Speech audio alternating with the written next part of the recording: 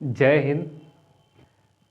Hello everyone, आप सब कैसे हैं? आशा करता हूँ आप सब ठीक होंगे। मैं भी ठीक हूँ, मैं भी स्वस्थ हूँ।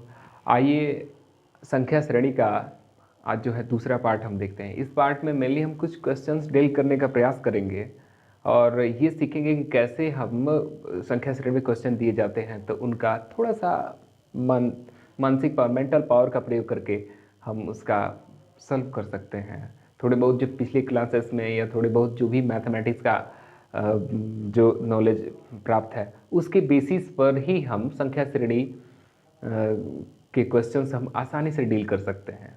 इसमें कोई किस तरह का कोई अलग से कुछ सीखने की आवश्यकता नहीं है। हाँ, कुछ नियम्स होते हैं जिन्हें मैंने पिछले पार्ट 1 में, संख्या श्रेणी का जो पार्ट 1 वीडियो है वो डिस्क्रिप्शन लिंक में नीचे मिल जाएगा, आप उसमें देखेंगे तो वो पार्ट 1 वीडियो जरूर देख लीजिएगा। उसमें कुछ नियम्स होते हैं जिसके तहत जो, जैसे कि गुणा करके जोड़ना, जोड़ के घटाना, है ना, भाग देकर जोड़ना, जोड़कर फिर भाग देना, तो ऐसे कुछ नियम्स होते हैं जिनके बारे में थोड़ा बहुत जानकारी ओवर भी हो, ऊपर झापर अगर जानकारी हो तो काम चल जाएगा। ठीक है, तो आइए हम कुछ क्वेश्चन देखते हैं और समझते हैं। देखिए, सबसे पहले एक क्वेश्चन यहाँ पे दिया हुआ आप देख सकते हैं, 2, 3, 6, 8, 108 है।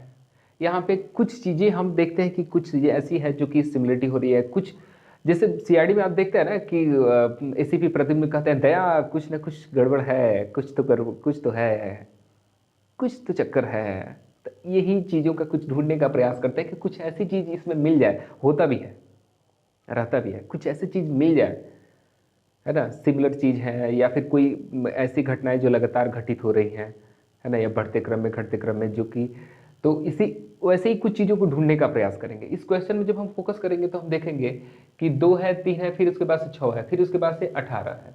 यहाँ पे कुछ कॉमन चीज़ ढूंढने का प्रयास करते हैं कि 2 और 3 को गुणा करेंगे तो 6 आ जाएगा, फिर 3 और 6 को गुणा करेंगे तो 18 आ जाएगा। देख रहे हैं ना? तो ऐसे ही हम फिर 18 और 6 को गुणा, 6 और 18 को गुणा करेंगे तो 108 आ जाएगा। तो हम क्या देख रहे हैं कि 2 लगातार संख्या को गुणा कर रहे हैं तो उसके बाद वाली आगे वाली संख्या प्राप्त होती जा रही है। तो यही क्रम इसके बाद वाले पर भी लागू होगा कि ये दोनों को गुणा करेंगे तो ये बाद वाली संख्या प्राप्त हो जाएगी। क्या समझे कि 2 लगातार संख्याओं को गुणा करें तो तीसरी संख्या प्राप्त हो जा रही है। जैसे देखेंगे 2 और 3 को गुणा किए तो 2 तिया 6, फिर देखेंगे 6 और 18 को गुणा किए तो 18 पे आपका 6, फिर 3 और 6 को गुणा किए, 3 और 6 को गुणा किए तो 6 3 18 हो गया। 18 और 6 को गुणा किए तो हम देख रहे हैं कि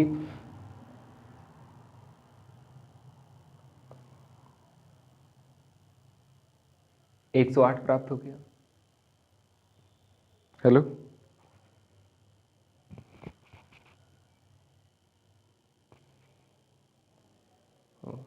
सॉरी।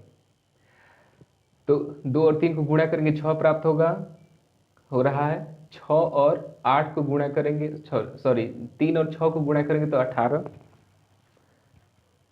प्राप्त होगा, है ना।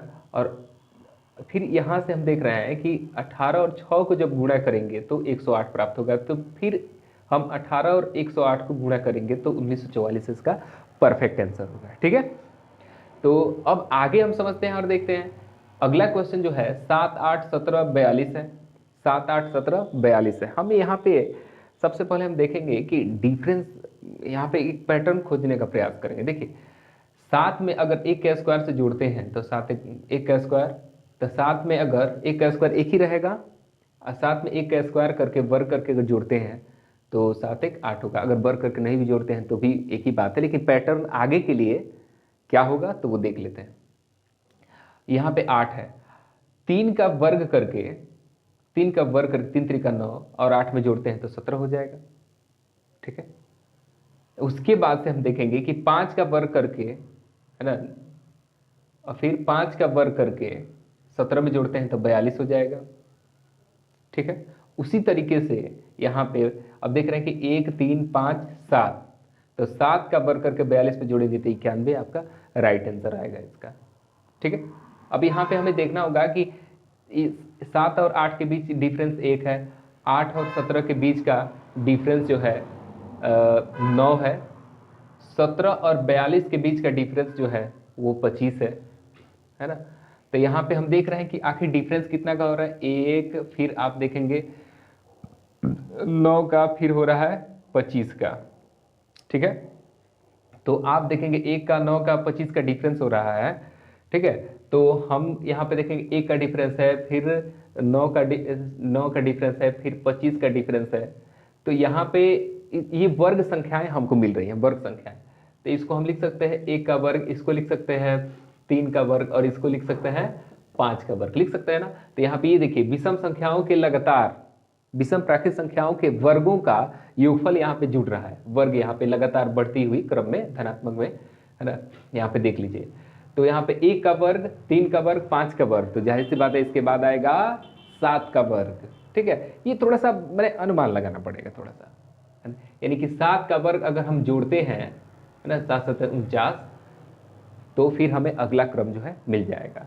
तो हम 1 का वर्ग जो है 7 में जोड़ते हैं, 1 का वर्ग जो है वो 7 में जोड़ते हैं, फिर हम देखते हैं कि 3 का वर्ग करके 8 में जोड़ते हैं, क्यों भाई, तो डिफरेंस देख लीजिए 9 है ना। फिर 5 का वर्ग करके 25 जो है 17 में जोड़ते हैं तो 42 प्राप्त होता है। तो जाहिर सी बात है इसके पास 1 3 5 विषम संख्या, विषम संख्याओं का वर्ग है। इसके बाद क्या आएगा 7, तो 1 3 5 7, सबका स्क्वायर करते जा रहे हैं, 7 का भी स्क्वायर करके 7 7 49, और आगे क्या काम करना है, जोड़ते जाना है ना।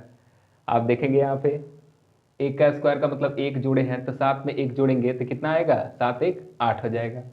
3 का स्क्वायर, यहाँ पे हमने 3 का स्क्वायर लिखा भी है, 3 का स्क्वायर 3 3 9, तो आप देखेंगे 8 में अगर 3 3 9 अगर जोड़ते हैं, यहाँ पे देखिए 8 में 9 जोड़ते हैं तो 17 प्राप्त हो जाएगा। उसके बाद से 5 का स्क्वायर 1 3 5, 5 का स्क्वायर तो 50 25 हो जाएगा, तो 17 में अगर 25 जोड़ते हैं तो 42 हो जाएगा।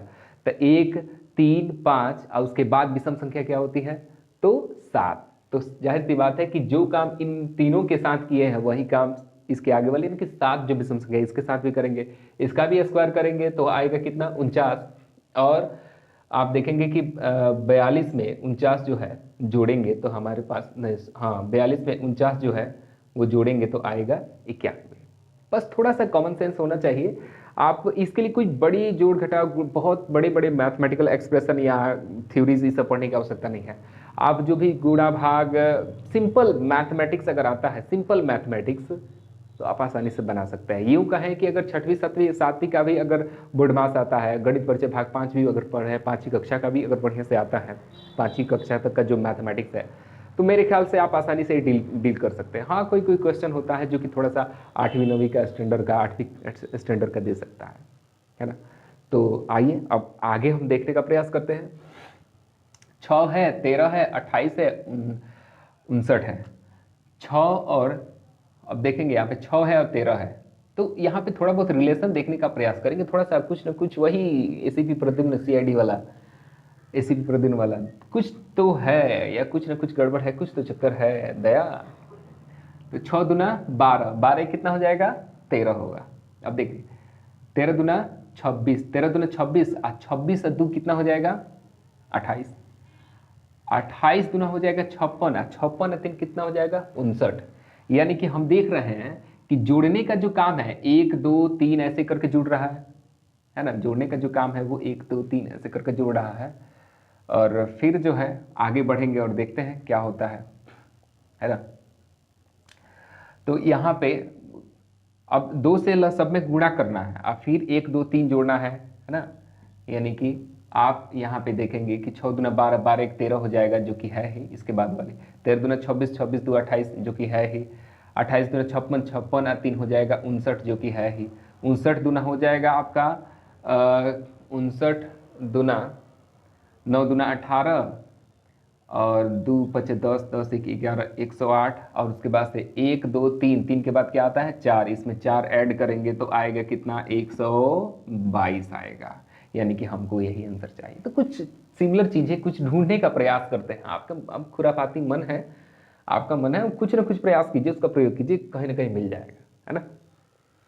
3 4 13 38 यहाँ पे है, 3 4 13 38 है। अब उसके बाद वाली संख्या हमको फाइंड करना है कि इस क्रम में अगली संख्या क्या होगी, यहाँ पे 38 के बाद वाली संख्या क्या होगी। हम कुछ ढूंढने का प्रयास करेंगे। सबसे पहले हम देखेंगे यहाँ पे कि 3 और 4 के बीच का गैप 1 है, 4 और 13 के बीच का गैप 9 है, 13 और 38 के बीच का गैप क्या है तो 25 है, और तो यहाँ पे हम देखेंगे कि 1, 9 और 25, यानी कि ये क्वेश्चन देखिए ठीक ऐसे ही ये वाला जो है ना, आप देख रहे हैं कि 1, 9, 25 देख रहे हैं ना, यानी कि एक एक करके विषम प्राकृत संख्याओं का वर्ग करके जोड़ना होगा यहाँ पे। तो एक है तो एक का स्क्वायर करके हम जोड़ देंगे, थोड़ा वर्ग फॉर्म में लाएंगे, है ना। 9 है तो हम 3 का स्क्वायर करके जोड़ेंगे, 25 है तो 5 का स्क्वायर करके जोड़ेंगे। अब यहाँ पे देखिए 1 का स्क्वायर करके जोड़ दिए, 3 का स्क्वायर करके जोड़ दिए और 5 का स्क्वायर करके करके जोड़ दिए, तो 1, 3, 5 और उसके बाद से आएगा 7, विषम संख्या बढ़ते क्रम में आ रहा है, तो 1, 3, 5 और उसके बाद आएगा 7, तो 7 का स्क्वायर करके 38 में जोड़ेंगे तो आंसर आएगा 87, है ना। झकास और जबरदस्त आंसर आया है। बने रहिए हमारे चैनल पे, लाइक कीजिए, सब्सक्राइब कीजिए, कमेंट कीजिए, ज़्यादा से ज़्यादा शेयर कीजिए, है ना। और समझिए, और सबसे बड़ी बात है कि जो भी चीज़ें यहाँ पे मिलती है उसको इसमें खपड़िया में रखिए, तबे काम चलेगा। अब पढ़े हे कान से सुने, लोग कहते हैं ना देहात में, हे कान से सुने हे कान से निकाल दिए, तो हेऊ कान से निकलेगा तब नू, तो हे कानवा से सुनिएगा, यही कान से फिर रिफ्लेक्शन हो जाएगा तो काम नहीं चलेगा। यहाँ पे रिफ्लेक्शन की आवश्यकता है कि कम से कम जब भीतरिया जाएगा खपड़िया में तबे काम चलेगा, ठीक है। आइए यहाँ पे देखते हैं, 8, 25, 76, है ना, 76, तो इसके बीच का गैप आप देखेंगे तो यहाँ पे 13 है, यहाँ पे 51 है, यहाँ पे 153 है। तो यहाँ जो है कुछ खास पैटर्न हमको, अब ये अंतर वाला डिफरेंस जो है इसे लेकर चलने की आवश्यकता नहीं है। हम देखेंगे कि 8 3 का 24 एक 25 हो जाएगा, 8 3 का 24, अगर 8 में कुछ गुणा करके या गुणा भाग करके देखते हैं कि 25 के आसपास आ रहा है कि नहीं, ऐसे ही थोड़ा सा दिमाग लगा। 25 में फिर 25 के बाद से 76 है, तो 25 में कुछ गुणा भाग करके देखते हैं, जोड़ घटाव करके, जो भी है बुडमास आप जो पढ़े हैं प्रीवियस क्लासेस में, उसे ये 76 के आसपास आ रहा है कि नहीं, तो यही चीज़ें हमको देखना होता है। तो देख रहे हैं कि 8 है और 25 है, तो अगर 8 में 3 से गुणा करते हैं और 1 जोड़ते हैं तो 25 आ जाएगा, 8 3 का 24, 1 जोड़ेंगे तो 25 आ जाएगा।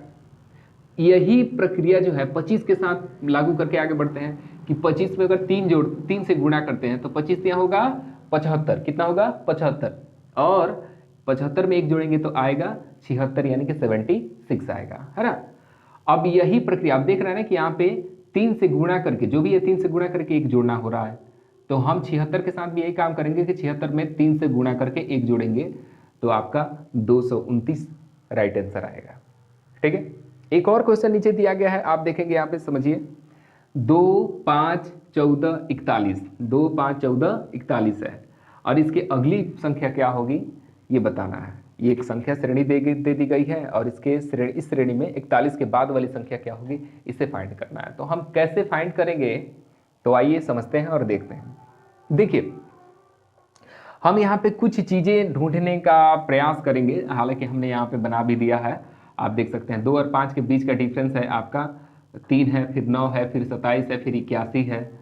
तो यहाँ पे कुछ कॉमन चीज़ें ऐसे ढूंढते हैं या ऐसे कुछ फाइंड करने का प्रयास करेंगे जिसको गुणा करके फिर घटाएं या फिर जोड़ घटाएं, जो कुछ भी है कुछ मिल जाए।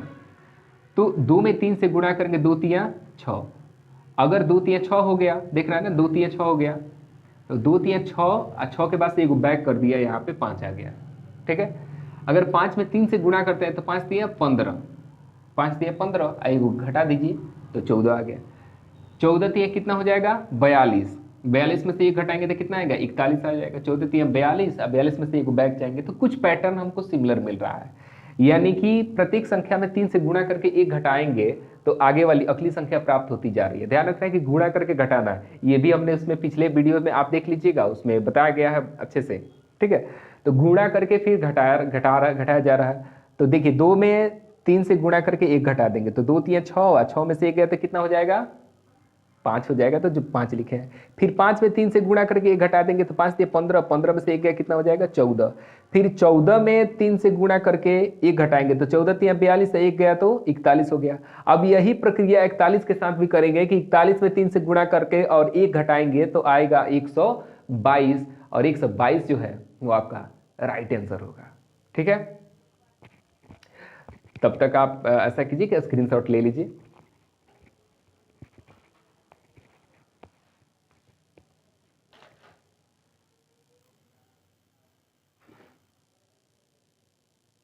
संख्या श्रेणी से संबंधित मैंने पिछले पार्ट 1 में उसके कुछ नियम होते हैं उसको मैंने बताने का प्रयास किया, और इस जो पार्ट 2 जो ये जो सेशन है इसमें मैंने कुछ क्वेश्चंस डील करने का प्रयास किया।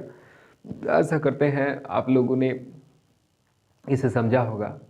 तो लेते हैं आप सबसे विदाई, मिलते हैं अगले सेशन में, तब तक लेते हैं विदाई। जय हिंद।